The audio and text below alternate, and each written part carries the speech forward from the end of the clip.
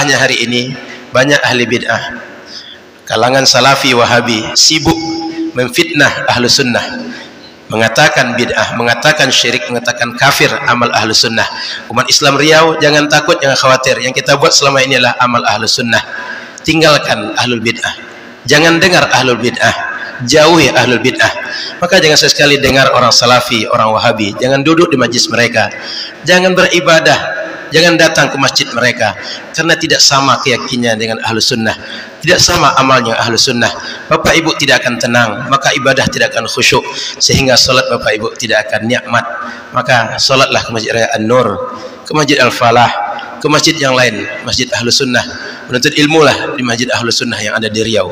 Semoga bapak ibu tetap istiqamah.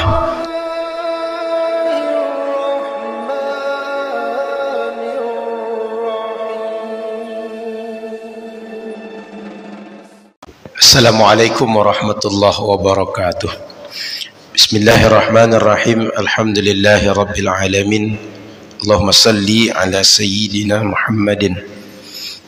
Para pendengar yang dirahmati Allah Subhanahu wa taala, selalu kita bersyukur dengan rahmat Allah, dengan nikmat, dengan karunia yang telah dikaruniakan zahir dan batin pada kita bersama. Mudah-mudahan kita termasuk di antara hamba yang pandai bersyukur terhadap karunia Allah Subhanahu wa taala. Salawat berangkai salam kepada Rasulullah sallallahu alaihi wasallam. Mudah-mudahan kita semua termasuk di antara orang yang dimuliakan berkumpul dengan Nabi Muhammad di akhirat nanti insyaallah. Sore hari ini menjelang berbuka puasa di Ramadan ke-18, malam ke-19, kita membahas satu topik tentang umat Islam mesti berhusnuzan, berbaik sangka dengan para ulama. Saya akan menyampaikan dalam beberapa poin. Poin pertama, setiap amal yang kita buat, setiap keyakinan yang tumbuh di hati kita, setiap akhlak yang kita pakai dalam kehidupan sehari-hari, sumber pertamanya bagi seorang muslim adalah Al-Quran dan Sunnah. Karena Al-Quran dan Sunnah inilah yang menjadi petunjuk hidup.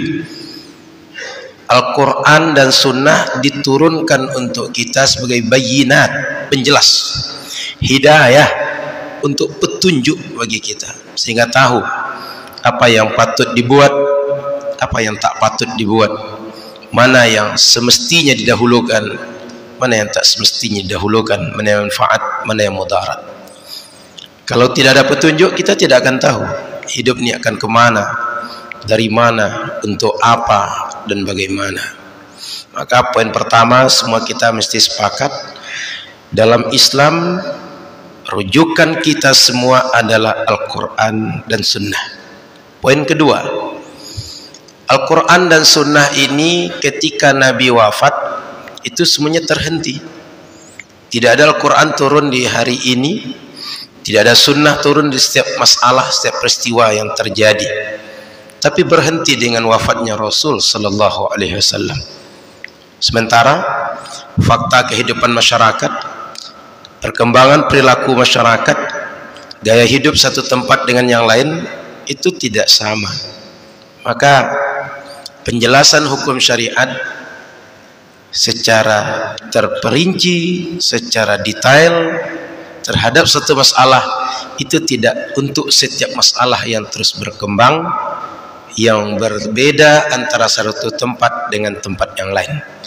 Di situ dibutuhkan ada orang-orang yang punya ilmu, ada orang-orang yang dia diberikan Allah karunia, mampu mengkaji hukum Allah, syariat Allah terhadap setiap masalah yang kita lakukan, setiap pekerjaan yang kita lakukan, setiap masalah yang kita hadapi, apa hukum Allah dalam masalah itu, dalam perbuatan itu.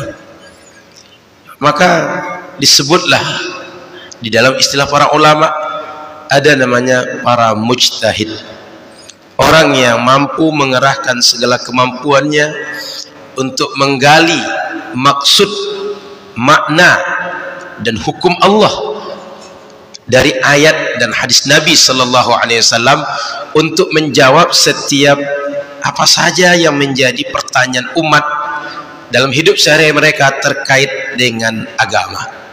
Karena tidak ada perbuatan yang kita buat kecuali ada hukum agama. Kita melihat sesuatu itu bisa hukumnya wajib, kita melihat bisa sunnah, bisa mubah, bisa makruh, bisa haram. Kita mendengar, anggaplah mendengar tilawatul Quran, itu hukumnya juga beragam.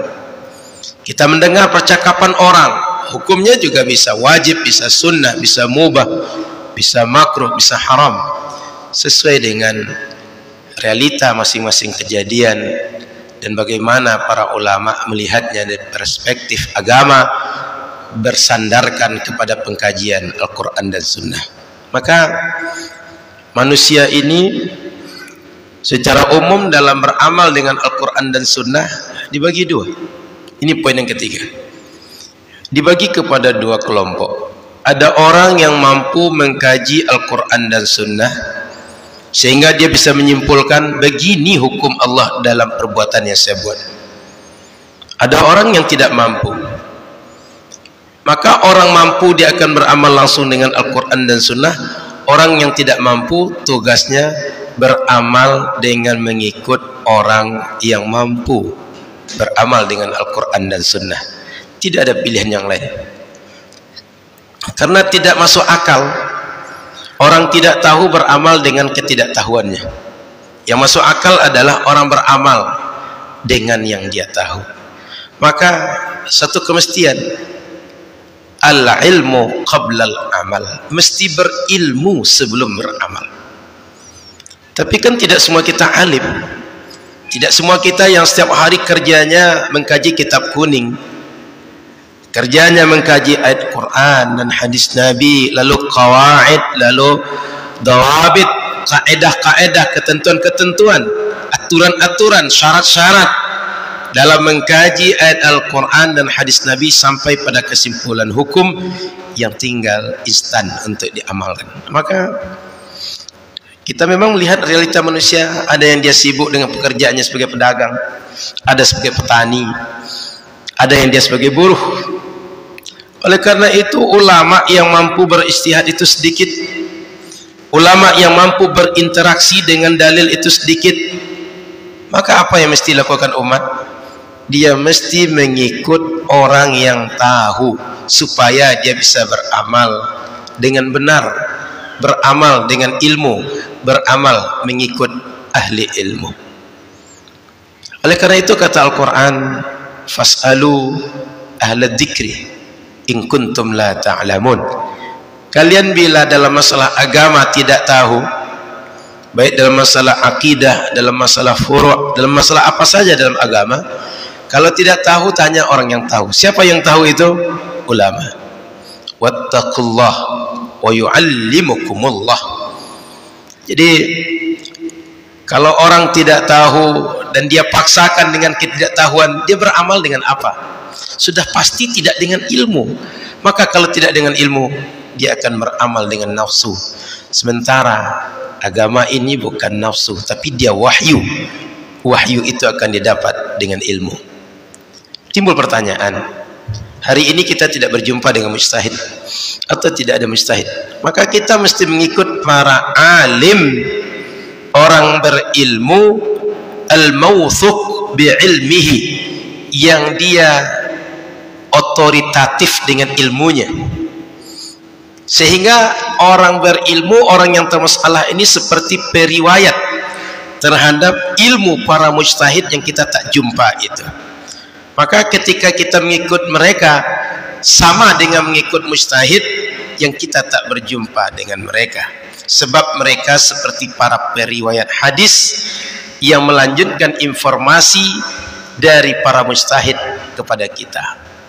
Maka poin keempat ingin saya sampaikan, umat hari ini realitanya sangat sedikit yang alim, sedikit kalangan kaum santri, sedikit yang mereka kerjanya sibuk dengan ilmu dan dunianya dunia ilmu.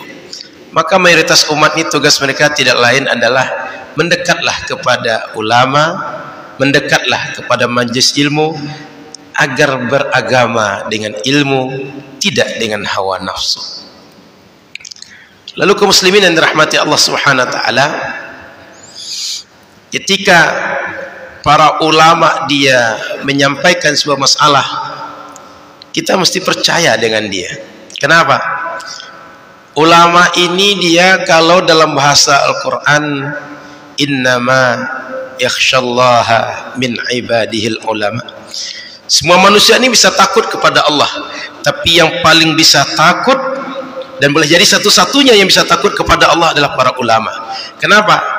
Ulama kenal dengan Allah, dia tahu bagaimana ilmu Allah terhadap makhluknya, dia tahu bagaimana Allah maha melihat, maha mendengar terhadap makhluknya, maka dia pasti akan takut tidak amanah dengan ilmunya. Dia pasti akan takut kalau dia tidak menjalankan amanah yang semestinya dijalankan oleh para ahli ilmu. Makanya tidak masuk akal kalau ulama dia tahu sunnah yang diajarkannya bid'ah. Tidak masuk akal ulama tahu yang benar yang diajarkannya yang salah. Maka kaum muslimin dirahmati Allah Subhanahu wa taala, hari ini kalau ulama kita mengajarkan satu amal, mengajarkan sebuah perbuatan, mengajarkan bahwa sebuah kebiasaan itu boleh, yakinlah bahwa itu boleh. Kalau tidak boleh, yakinlah bahwa itu tidak boleh. Jangan syak, jangan ragu, jangan bapak ibu buruk sangka dengan mereka, karena mereka tahu bahwa setiap yang mereka ucap dihisab oleh Allah, dipertanggungjawabkan di hadapan Allah Subhanahu wa taala. Di samping itu mereka tahu bahwa ilmu mereka akan bisa diuji dengan ilmu ulama yang lain, sehingga orang akan membandingkan kenapa ulama A mengatakan adalah boleh, yang lain tidak boleh. Akan ada komparasi di dunia, akan ada hisab di akhirat. Maka dia pasti akan sangat berhati-hati setiap apa yang dia sampaikan. Maka kalau ada amal yang kita buat, boleh kata ulama buat saja, tidak boleh kata ulama tinggalkan. Kalau ada orang menganggap bid'ah, menganggap tidak boleh, biarlah orang yang menganggap itu dengan anggapan dia. Kita ikut dan yakin dengan yang kita ikut dan fokus dengan yang kita ikut, dan tidak usah komen orang. Dan yang lain sebaiknya juga begitu. Bila setiap orang dia fokus dengan yang dia yakini dan beramal dengan yang dia yakini, tidak sibuk mengurus orang lain, semua kita akan tenang, semua kita akan nyaman dalam beribadah.